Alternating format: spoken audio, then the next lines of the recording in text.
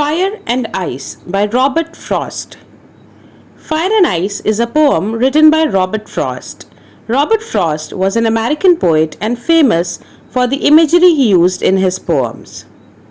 In this poem, Robert Frost used two contrasting elements, fire and ice, as a metaphor for desire and hatred. Robert Frost wants the reader to understand that these two emotions, if not controlled, will bring an end to the world, an end to the human race. In the very first line of the poem, our poet says, "Some say the world will end in fire, some say in ice." In the very first line, we are introduced to the idea of the world coming to an end.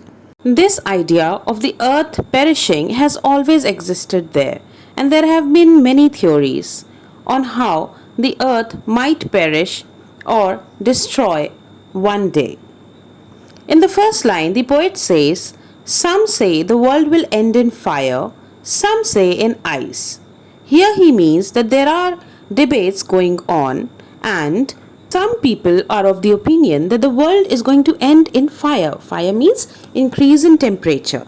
But some are of the other opinion. Some say that it is going to end because of decrease in temperature. Some say in ice. It appears as if the poet is talking about extreme temperature conditions which might bring the world to an end. But no. If we read the next two lines, it becomes very clear what he is talking about. The next two lines say, "From what I have tasted of desire, I hold with those who favor fire." Which means the poet has tasted desire. Here tasted means he has experienced desire, how destructive desire can be. He knows, he had a personal experience, and that is why he agrees with those who favor fire. Further he says, "But if it had to perish twice," it means the world. If the world had to perish twice, he says, "I think I know enough of hate to say that for destruction, ice is also great and would suffice."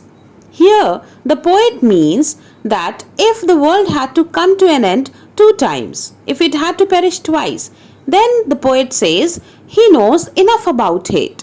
And he can surely say that for destruction or for the end of the world, ice is also great and would suffice, which means that ice would be equally destructive and would be sufficient enough to bring the world to an end.